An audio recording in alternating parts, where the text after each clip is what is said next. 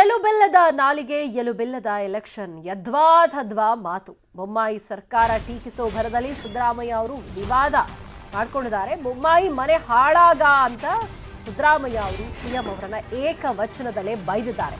ಬೊಮ್ಮಾಯಿ ಸರ್ಕಾರವನ್ನ ಟೀಕಿಸೋ ಭರದಲ್ಲಿ ಸಿದ್ದರಾಮಯ್ಯ ಅವರು ಈ ರೀತಿ ಒಂದು ವಿವಾದವನ್ನ ಮಾಡಿರುವಂಥದ್ದು. ಬೊಮ್ಮಾಯಿ ಮನೆ ಹಾಳಾಗ ಅಂತ ಏಕವಚನದಲ್ಲೇ ಸಿದ್ದರಾಮಯ್ಯ ಅವರು ಸಿಎಂ ಅವರನ್ನ ಬೈದಿದ್ದಾರೆ. ಬಡವರ ಅಕ್ಕಿ ಕಸಿದುಕೊಂಡ ಬಿಜೆಪಿ ಸರ್ಕಾರ, ಕೃಷಿ ಭಾಗ್ಯ, ಅನ್ನಭಾಗ್ಯ ಸೇರಿ ಜನಪರ ಯೋಜನೆಗಳಿಗೆ ಬಿಜೆಪಿ ಸರ್ಕಾರ ಕತ್ತರಿ ಹಾಕಿದೆ ಅಂತ ಹಾಸನದ ಪ್ರಜಾಧ್ವನಿಯಲ್ಲಿ ಮಾಜಿ ಸಿಎಂ ಸಿದ್ದರಾಮಯ್ಯ ಅವರು ಮಾತನಾಡುವಂತಹ ಬರದಲ್ಲಿ ಸಿಎಂ ಬೊಮ್ಮಾಯಿ ಅವರ ಮನೆ ಹಾಳಾಗ ಅಂತ ಏಕವಚನದಲ್ಲೇ ಅವರ ವಿರುದ್ಧ ವಾಗ್ದಾಳಿ ಮಾಡಿದ್ದಾರೆ.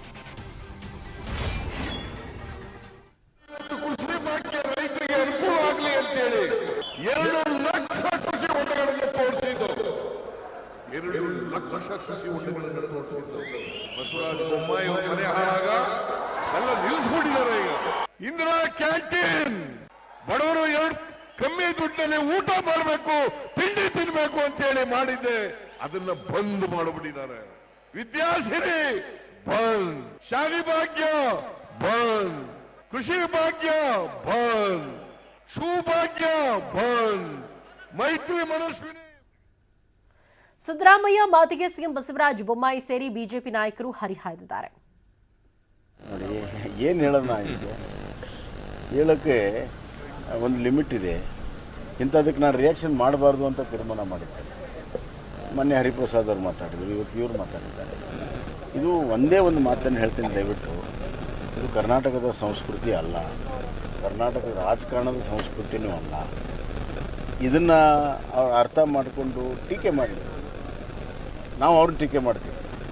ಅವ್ರ ಸರ್ಕಾರದಾಗಿದ್ದಾಗ ಅವ್ರು ಮಾಡಿರುವ ಕರಪ್ಷನ್ ಬಗ್ಗೆ, ಅವ್ರು ಮಾಡಿರುವಂಥ ಅವ್ಯವಹಾರಗಳ ಬಗ್ಗೆ, ಅವ್ರು ಮಾಡಿರುವಂಥ ಎಲ್ಲ ದೌರ್ಭಾಗ್ಯಗಳ ಬಗ್ಗೆ ನಾವು ಟೀಕೆ ಮಾಡ್ತೀವಿ, ಅವರು ಟೀಕೆ ಮಾಡ್ತೀವಿ. ಆದರೆ ವೈಯಕ್ತಿಕವಾಗಿ ಕೀಳುಮಟ್ಟದ್ದು, ಕೀಳು ಅಭಿರುಚಿದು ಅವರ ಹಿರಿತನ, ಅವರ ಅನುಭವ. ಅದಕ್ಕೆ ನಾನು ಸುಳ್ಳು ಕಾಂಗ್ರೆಸ್, ಸುಳ್ಳು ರಾಮಯ್ಯ ಅಂತ ಹೇಳೋಕ್ಕೆ ಹೊರಟಿದ್ದು. ಈ ಕಾಂಗ್ರೆಸ್ಸು ರಾಜಸ್ಥಾನದಲ್ಲಿ ಅಧಿಕಾರದಲ್ಲಿದೆ, ಕೊಡ್ತಾ ಇದ್ದಾರಾ? ಕಾಂಗ್ರೆಸ್ಸು ಛತ್ತೀಸ್ಗಢದಲ್ಲಿ ಅಧಿಕಾರದಲ್ಲಿದೆ, ಕೊಡ್ತಾ ಇದ್ದಾರಾ? ಕಾಂಗ್ರೆಸ್ ಹಿಮಾಚಲದಲ್ಲಿ ಅಧಿಕಾರಕ್ಕೆ ಬಂತು. ಅಧಿಕಾರಕ್ಕೆ ಬಂದ 3 ದಿನಕ್ಕೆ ಪೆಟ್ರೋಲ್ ಡೀಸೆಲ್ ರೇಟ್ನ ಜಾಸ್ತಿ ಮಾಡಿದ್ರು. 4 ರೂಪಾಯಿ, 3 ರೂಪಾಯಿ, 4 ರೂಪಾಯಿ ಜಾಸ್ತಿ ಮಾಡಿದ್ರು. ನಾಳೆ ಇವರು ಏನಾರು ಮಾಡಿ ಅಧಿಕಾರ ಹಿಡಿಬೇಕು ಅಂತ JCB ಇಟ್ಕೊಂಡು ಕೂತವ್ರೆ ಲೂಟಿ ಹೊಡಿಯೋಕ್ಕೆ. ಅದಕ್ಕೆ ಹಿಂಗೆಲ್ಲ ಹೇಳ್ತವ್ರೆ. ಈಗ ಅವರು ಅವರ ಸಂಸ್ಕೃತಿಯನ್ನು ಅವ್ರು ಏನು ಹೇಳ್ತಾ ಇದ್ದಾರೆ, ಅವರ ಸಂಸ್ಕೃತಿಯನ್ನು ತೋರಿಸುತ್ತೆ ಇದು ಅಂತ. ಆ ಕೀಳ್ಮಟ್ಟದ ಆ ಪದಗಳನ್ನು ಬಳಸ್ತಕ್ಕಂಥದ್ದು ಅವ್ರಿಗೆ ಶೋಭೆ ತರೋದಿಲ್ಲ, ಆ ಪಕ್ಷಕ್ಕೂ ಶೋಭೆ ತರೋದಿಲ್ಲ. ಅದೆಲ್ಲದರ ಬಗ್ಗೆ ಹೆಚ್ಚಿನ ಡೀಟೇಲ್ಸ್ ಕೊಡ್ತಾರೆ ನಮ್ಮ ಪ್ರತಿನಿಧಿ ಅನಿಲ್ ಬಾಸೂರ್ ನಮ್ಮ ಜೊತೆ ಲೈವ್ ಕನೆಕ್ಟೆಡ್ ಇದ್ದಾರೆ. ಅನಿಲ್, ರಾಜಕಾರಣಿಗಳು ಯಾವ ಲೆವೆಲ್ಗೆ ಬೇಕಾದರೂ ಇಳಿದು ಮಾತಾಡ್ತಾರೆ ಅನ್ನೋದಕ್ಕೆ ಈ ಚುನಾವಣೆ ಬಂದಂಥ ಸಂದರ್ಭದಲ್ಲಿ ಅವರ ಮಾತುಗಳನ್ನು ಕೇಳಬೇಕು. ಮೊನ್ನೆಯಷ್ಟೇ ವೇಶ್ಯ ಪದ ಬಳಸಿ BK ಹರಿಪ್ರಸಾದ್ ಅವರು ಟೀಕೆ ಗುರಿಯಾಗಿದ್ರು. ಇವತ್ತು ರಾಜ್ಯದ ಓರ್ವ ಸಿಎಂ ಅನ್ನ ಸಿದ್ದರಾಮಯ್ಯ ಅವರು ಟೀಕಿಸುವ ಭರದಲ್ಲಿ ಅವ್ರ ಮನೆ ಹಾಳಾಗ ಅನ್ನುವಂಥ ಪದಪ್ರಯೋಗ ಮಾಡಿರುವಂಥದ್ದು ಇದು ಎಷ್ಟರ ಮಟ್ಟಿಗೆ ಸರಿ ಅಂತ?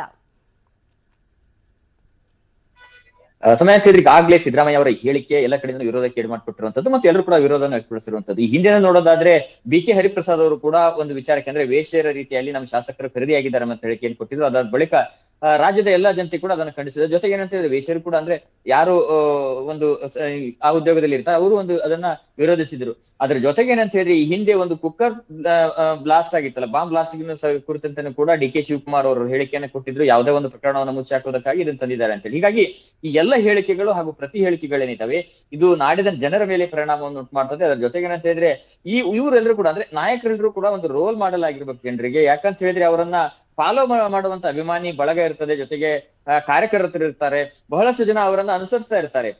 ಹೀಗಾಗಿ ಈ ರೀತಿಯಾದಂತಹ ಹೇಳಿಕೆಗಳನ್ನ ಕೊಡೋದ್ರಿಂದಾಗಿ ಅದರ ನೇರ ಪರಿಣಾಮ ಜನರ ಮೇಲಾಗ್ತದೆ. ಜೊತೆಗೆ ಏನಂತ ಹೇಳಿದ್ರೆ ಅವರನ್ನ ಯುವಕರು ಕೂಡ ಫಾಲೋ ಮಾಡ್ತಾ ಇರ್ತಾರೆ, ಅವರು ಕೂಡ ಇದೇ ರೀತಿಯಾದ ಹೇಳಿಕೆಗಳನ್ನ ಕೊಡುವಂತದ್ದು, ಈ ಹೇಳಿಕೆಯನ್ನ ಖಂಡಿಸುವಂತದ್ದು ಕೂಡ ಆಗ್ತಾ ಇರುವಂತದ್ದು. ಯಾಕಂತ ಹೇಳಿದ್ರೆ ಈ ರೀತಿಯಾಗಿ ಹೇಳಿಕೆಗಳನ್ನ ಕೊಡ್ತಾ ಹೋದ್ರೆ ಮುಂದಿನ ಹಂತದಲ್ಲಿ ಈಗಾಗಲೇ ರಾಜಕೀಯ ಕ್ಷೇತ್ರ ನೈತಿಕವಾಗಿ ಅಧಪತನಕ್ಕೀಡಾಗಿದೆ ಎಂಬಂತ ಚರ್ಚೆಗಳನ್ನ ರಾಜ್ಯದ ಜನತೆ ಮಾಡ್ತಾ ಇದ್ದಾರೆ. ಈ ಸಂದರ್ಭದಲ್ಲಿ ಈ ಚುನಾವಣೆ 2023 ಚುನಾವಣೆ ಇದು ಅತ್ಯಂತ ಕ್ರೂಷಿಯಲ್ ಆಗಿದೆ ಅಂತ ಹೇಳ್ಬೋದು. ಹೀಗಾಗಿ ಈ ಒಂದು ಚುನಾವಣೆ ಸಂದರ್ಭದಲ್ಲಿನೂ ಕೂಡ ಈಗಾಗಲೇ ಬೇರೆ ಬೇರೆ ಆರೋಪಗಳು ರಾಜಕೀಯ ಪಕ್ಷಗಳ ಮೇಲೆ, ರಾಜಕಾರಣಿಗಳ ಮೇಲೆ ಬರ್ತಿರುವಂತಹ ಸಂದರ್ಭದಲ್ಲಿ ಇಂಥ ಹೇಳಿಕೆಗಳನ್ನ ಕೊಡ್ತಾ ಹೋದರೆ ಮುಂದಿನ ದಿನಗಳಲ್ಲಿ ರಾಜಕಾರಣಿಗಳಿಗೆ ಮೇಲೆ ಜನರು ಇಟ್ಟಿರುವಂತಹ ಭರವಸೆ ಏನಿದೆ, ಜೊತೆಗೆ ಅವರನ್ನ ಒಂದು ರೋಲ್ ಮಾಡಲ್ ಅಂತ ಹೇಳಿ ಜನ ಗುರುತಿಸ್ತಿರ್ತಾರೆ, ಅದೆಲ್ಲವೂ ಕೂಡ ಕೊನೆಯಾಗ್ತದೆ ಎಂದು ಹೇಳ್ಬಹುದಾಗಿದೆ. ಜೊತೆಗೆ ಅಂತ ಹೇಳಿದ್ರೆ ಸಿದ್ದರಾಮಯ್ಯ ಅವರ ಹೇಳಿಕೆ ಕುರಿತಂತೆ ಇವತ್ತು ಏನು ಒಂದು ಗೋಪಾಲಯ್ಯ ಇರ್ಬೋದು, ಸಚಿವ ಗೋಪಾಲಯ್ಯ ಇರ್ಬೋದು, ಅದೇ ರೀತಿ ಬಿಜೆಪಿ ರಾಷ್ಟ್ರೀಯ ಪ್ರಧಾನ ಕಾರ್ಯದರ್ಶಿ ಸಿಟಿ ರವಿ ಅವರು ಇರ್ಬೋದು, ಹೀಗೆ ಬಹಳಷ್ಟು ಜನ ಬಿಜೆಪಿಯವರು ಕೂಡ ಖಂಡಿಸಿದ್ದಾರೆ. ಈ ಹೇಳಿಕೆಯನ್ನ ಕಾಂಗ್ರೆಸ್ ಯಾವ ರೀತಿಯಾಗಿ ತೆಗೆದುಕೊಳ್ತದೆ ಎಂಬುದನ್ನ ಕಾಯ್ದು ನೋಡಬೇಕಾಗಿದೆ. ಸ್ವಾಮಿ, ಥ್ಯಾಂಕ್ ಯು ಅನಿಲ್ ತಮ್ಮ ಇನ್ಫಾರ್ಮೇಶನ್ಗೆ.